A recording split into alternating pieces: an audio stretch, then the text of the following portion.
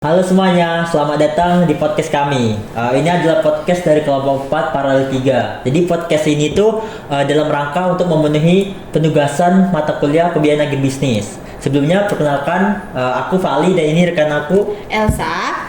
yang akan menjadi host pada podcast kali ini bersama teman-teman saya dari kelompok 4. Sebelumnya boleh kenalan nggak sih?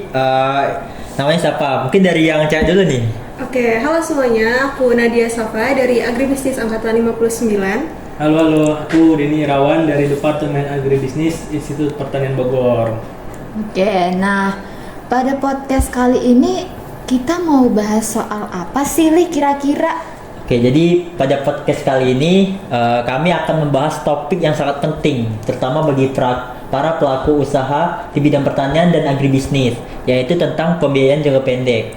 Wah, menarik banget ya nih topiknya pembahasan kali ini tentang pembiayaan jangka pendek nih. Jadi buat teman-teman usaha yang pelaku usaha di luar sana boleh nih langsung menonton video ini dan jangan lupa di-share-share ke teman-temannya ya. Nah, mungkin gak usah berlama-lama lagi kali ya, langsung aja ke pembahasannya gitu. Oke, jadi pertama-tama nih ya, aku mau nanya apa sih yang dimaksud dengan biaya jangka pendek? Oke, jadi pembiayaan jangka pendek itu artinya pelaku usaha itu mengambil pinjaman untuk mendapatkan dana yang nantinya akhirnya digunakan untuk melakukan pembelian, mendirikan atau menjalankan suatu kegiatan usaha dengan tenor pendek gitu. Tenor pendek di sini artinya jangka waktu pinjaman atau pelunasannya itu biasanya kurang dari 1 tahun. Oke, kalau gitu aku mau nanya nih, apakah kalau pembiayaannya itu dari 1 tahun atau misal 1,5 tahun gitu ya, apakah itu masih bisa disebut dengan pembiayaan jangka pendek gitu?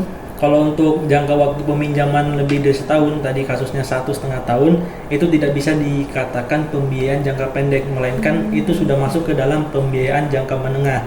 Dan misalnya kalau jangka waktu peminjamannya lebih dari 10 tahun, itu masuk ke dalam pembiayaan jangka panjang. Oke, tadi kan kita udah bahas kalau pembiayaan jangka pendek itu durasinya kurang dari 1 tahun. Tapi sebenarnya ada nggak sih perbedaan lain antara pembiayaan jangka pendek dan pembiayaan jangka panjang? Itu apakah cuma soal waktu doang atau ada yang lain gitu?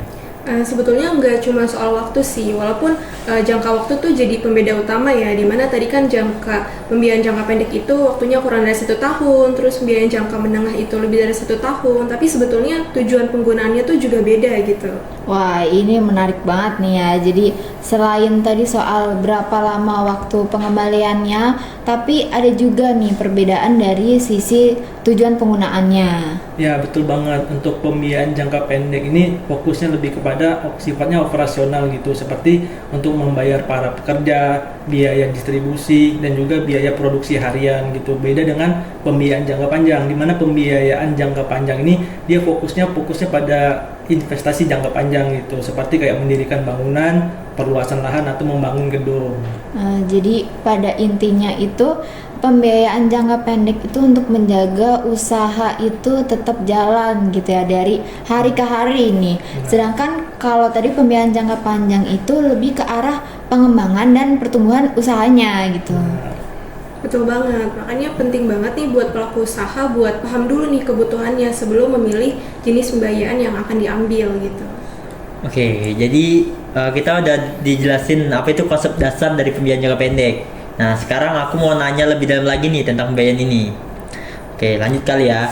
Tadi kan udah bahas definisinya. Nah, sekarang tuh aku penasaran apa sih sebenarnya tujuan dan kegunaannya, khususnya buat para pelaku usaha. Nah, ini pertanyaan yang pas banget nih, karena kadang ya pelaku usaha tuh suka langsung aja nih ambil jenis pembiayaannya tanpa tahu jelas gitu manfaat strategisnya tuh apa gitu. Padahal tadi yang udah kita bahas tujuan utama dari pembiayaan jangka pendek ini kan untuk menjaga likuiditas usaha gitu kan, ketika usaha tuh dalam kondisi urgent gitu untuk memenuhi kebutuhan operasional sehari-hari gitu. Dan misalnya kalau dijabarkan secara lebih lanjut lagi, di mana pembiayaan jangka pendek ini mempunyai 3 kegunaan utama. Yang pertama itu dia dapat menjaga arus kas itu tetap lancar, terutama saat pemasukan belum masuk tapi harus mengeluarkan pengeluaran.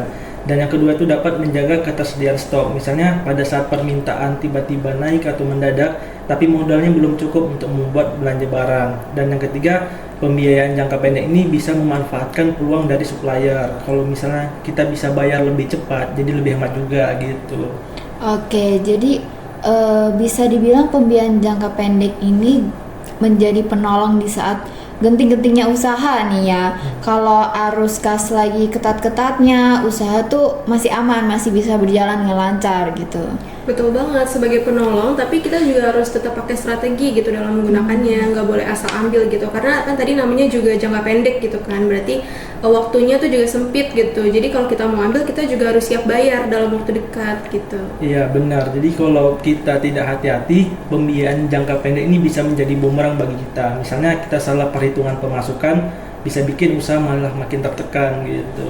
Oke, berarti bisa kita simpulkan bahwa pembiayaan jangka pendek ini semacam alat bantu darurat yang bisa sangat berguna gitu, asalkan dipakai dengan bijak gitu ya. Setuju, sebenarnya bukan sekedar penambal sementara aja, karena kalau dilakukan dengan pengelolaan yang tepat, pembiayaan jangka pendek ini bisa jadi bagian penting banget nih buat strategi pertumbuhan bisnis.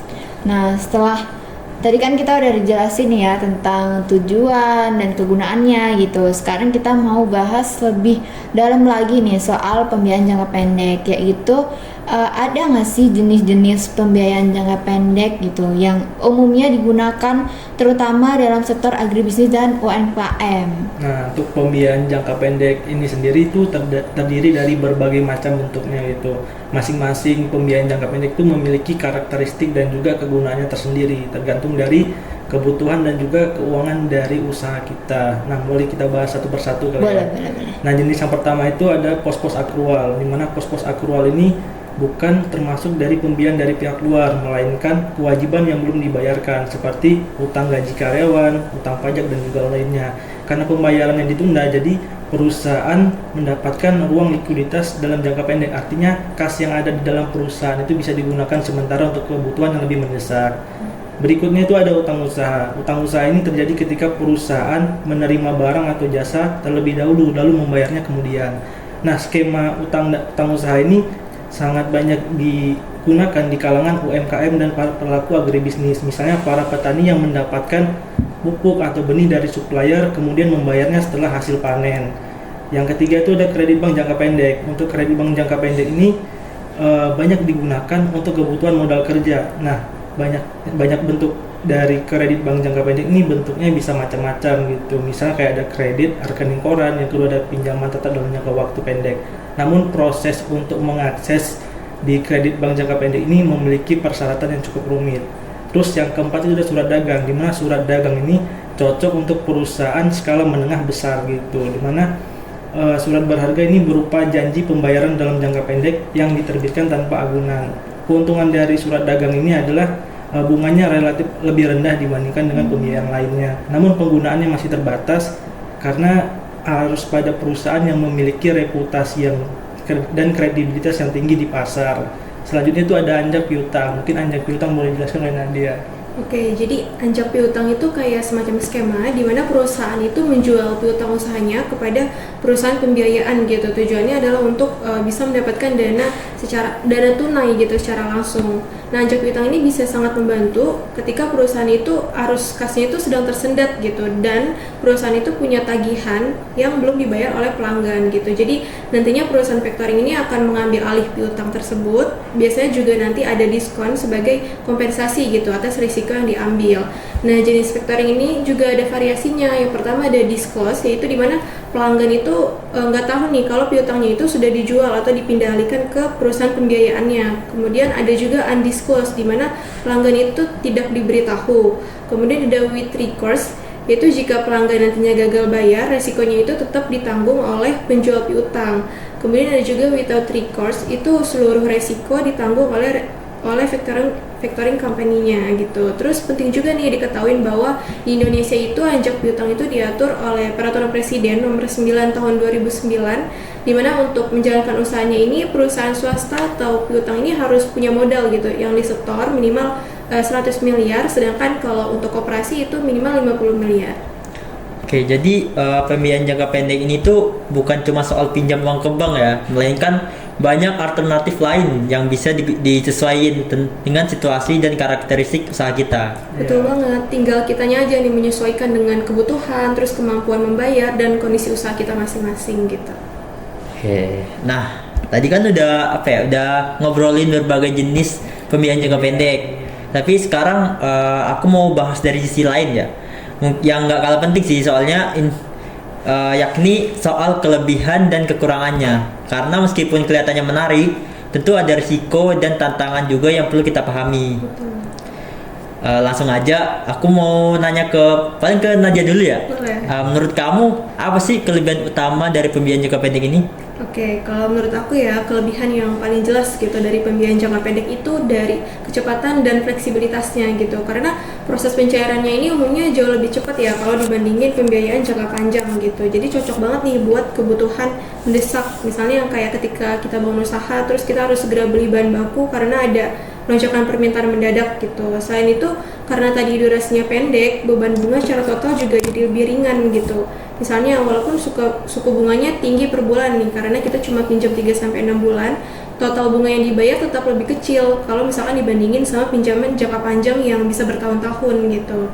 Terus satu lagi, pembiayaan jangka pendek itu nggak harus selalu lewat bank. Tadi kayak yang kita udah bahas, karena ada juga yang bisa berupa utang dagang atau anjak piutang yang justru lebih simpel dan nggak ada jaminannya gitu. Wah, jadi memang bisa jadi solusi cepat ya untuk Betul. masalah likuiditas pada usaha kita gitu. Tapi tentu kita harus ngomongin juga dong tentang kekurangannya supaya lebih objektif nih. Karena tadi udah ngomongin kelebihannya dari pembiayaan jangka pendek gitu ya. Nah, aku mau nanya ke Denny dulu nih. Kalau menurut kamu apa aja sih minusnya dari pembiayaan jangka pendek ini? Dan untuk kekurangan dari pembiayaan jangka pendek ini, yang pertama ada resiko gagal bayar dalam waktu dekat.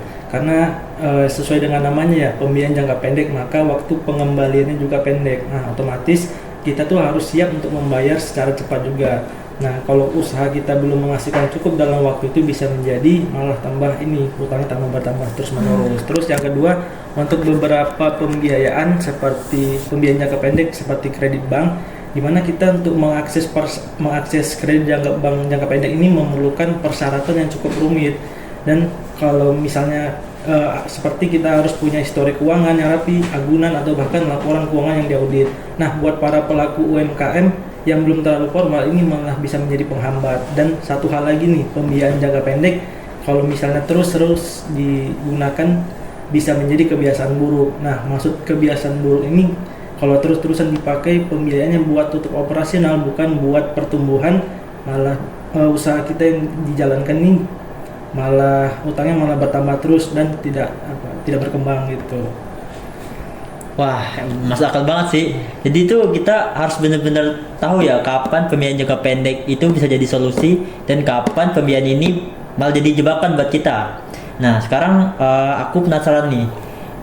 Nadia, kamu kan kemarin sempat nyoba ya pembiayaan ini. Jadi bisa nggak sih ceritain pengalaman nyata kamu selama menggunakan pembiayaan ini?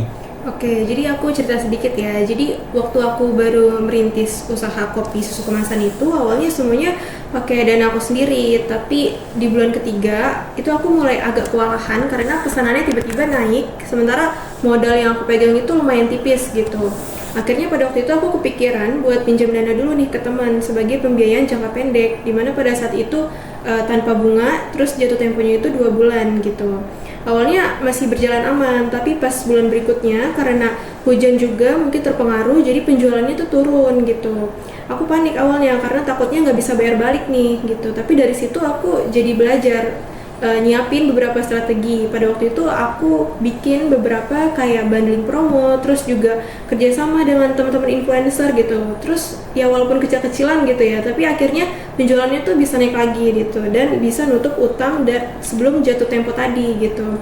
Terus dari situ aku juga jadi sadar nih bahwa pembiayaan jangka pendek itu bisa sangat membantu gitu ternyata di situasi darurat kayak gitu ya. Tapi kita harus benar-benar makanya itu dengan perhitungan yang matang, terus strateginya juga tahu gitu. Dan yang paling penting jangan pakai buat hal-hal yang nggak produktif gitu.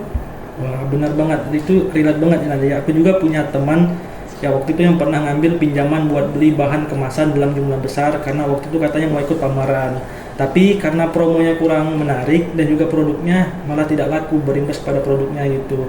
Dan dia juga harus gali lubang tutup lubang buat bayar utangnya. Makanya menurutku pembiayaan jangka pendek itu sebetulnya kayak pisau bermata dua sih. Kalau misalkan kita bisa nih makanya dengan bijak, itu bisa bantu bisnis kita berkembang gitu. Tapi sebaliknya kalau misalkan kita asal ambil aja tanpa strategi gitu, itu bisa jadi beban besar gitu buat keuangan usaha kita gitu. Wah, aku juga setuju banget nih dengan pernyataan Nadia tadi gitu. Kayak bisa kita simpulkan pembiayaan jangka pendek ini tuh bisa jadi penyelamat saat usaha lagi butuh tambahan likuiditas. Tapi ada kunci utamanya, yaitu perhitungan yang matang, terus strategi pengembalian yang jelas, serta pemahaman terhadap resiko gitu. Nah, apalagi dengan contoh nyata dari Nadia tadi ya soal pembiayaan jangka pendek pada usaha kopinya gitu. Mungkin buat para penonton nih bisa jadi makin paham nih dengan pembiayaan jangka pendek ini ya gitu.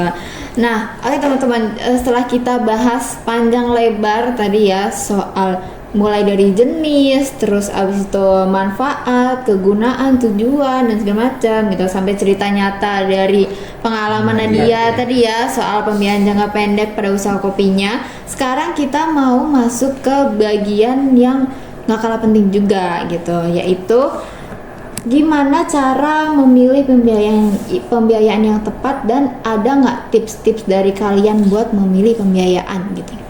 Oke, mungkin dari aku ya. Oke, boleh. Tips pertama dan paling dasar gitu kalau menurut aku adalah pahami dulu nih kebutuhan usaha kita tuh apa gitu. Jangan sampai kita asal ambil dana cuma karena tergiur proses cepatnya gitu. Jadi kita harus tahu dulu tujuannya itu apakah untuk nutup operasional atau buat ambil diskon supplier gitu, atau cuma untuk ekspansi aja gitu. Nah, nanti kalau kita udah tahu tujuannya itu bakal bantu banget kita buat nentuin gitu jenis pembiayaan apa yang cocok untuk kita ambil gitu. Nah, setuju apa yang disampaikan dengan Nadia. Terus kalau tips dari aku yang kedua itu, kita harus mengetahui ukuran kemampuan membayar kita. Nah, ini penting banget karena kalau kita tidak realistis sama kemampuan membayar kita, bisa-bisa malah menjadi beban baru. Nah, coba kita hitung berapa pemasukan rata-rata kita, kapan cash inflow-nya masuk. Jangan sampai pinjaman itu jatuh tempo sebelum uang kita masuk. Nah, berarti nggak bisa ambil asal pilih kan? Iya. Harus diukur beneran. Selain itu, ada lagi nggak sih? Ada lagi, yang ketiga itu kita harus mertimbangin biaya dan risikonya juga gitu, dengan kita melihat bunganya, terus syarat administrasinya dan konsekuensinya gitu kalau misalkan kita telat bayar gitu. Misalnya nih kayak utang ke supplier mungkin lebih ringan gitu dari sisi bunga gitu, tapi resikonya juga bisa merusak hubungan kalau misalkan kita one prestasi gitu. Dan jangan lupa juga kita harus pilih lembaga pembiayaan yang kredibel gitu. Kalau misalkan kita mau pinjam dari luar gitu, pastiin legalitas dan reputasinya tuh jelas gitu. Jangan sampai kita tergiur pinjaman instan yang ujung-ujungnya tuh nanti jebakan gitu. Wah, tipsnya daging semua nih ya kalau kata anak zaman sekarang nih. Betul. Nah, semoga tips-tips tadi dari Nadia dan Denny menambah wawasan buat para penonton juga nih ya yang lagi nonton. Pada intinya kalau kita mau memilih pembiayaan itu kita harus yang pertama kita harus mengenali kebutuhan dulu nih ya tadi. Terus abis itu mengukur nih kemampuan kita buat mengembalikan dana itu gimana gitu. Terus abis itu yang gak kalah penting juga yaitu mempertimbangkan resiko ya kan. Dan yang terakhir mencari mitra yang bisa dipercaya, baru deh nanti kita ambil keputusan pembiayaan yang gimana gitu ya. Oke, sebenarnya betul banget tuh, daging banget sih. Daging banget, Pak. Dari aku juga ngerasa daging banget sih benernya, kayak wow gitu. Insightful, anjas. Jadi nggak kerasa ya, bulan kita tuh udah sampai di ujung episode. Seru banget sih. Ya, Iya, betul, seru banget sih.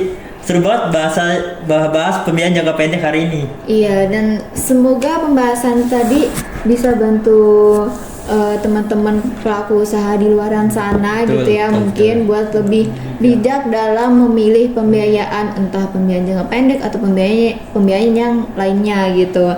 Nah, karena kalau digunakan dengan tepat, pembiayaan ini tuh bisa jadi powerful banget buat usaha kita, bisa ngebantu banget gitu. Dan yang penting juga nih Elsa, Apa tuh Vali? jangan lupa setiap keputusan keuangan itu ada risikonya. Jadi pelajari dulu, rencanakan baik-baik, baru ambil langkah. Jadi jangan asal FOMO. Jadi kita jangan asal ikut tren atau karena panik jadi ikut aja gitu. Bener, jangan asal ikut tren dan karena panik ya guys ya. Nggak lupa terima kasih banyak buat teman-teman semua, terutama buat Nadia dan Denny atas sharing-sharingnya hari ini tentang pembiayaan jangka pendek gitu ya. Dan buat teman-teman yang lagi dengerin juga, terima kasih banyak. Semoga bisa diambil pelajaran dari diskusi hari ini, diambil sisi positifnya gitu ya. Mungkin sekian dari kami. Jangan lupa subscribe, like, dan share video ini ke teman-teman kalian yang pelaku usaha juga gitu, biar lebih bijak nih dalam memilih pembiayaan gitu. Sampai jumpa dan bye-bye.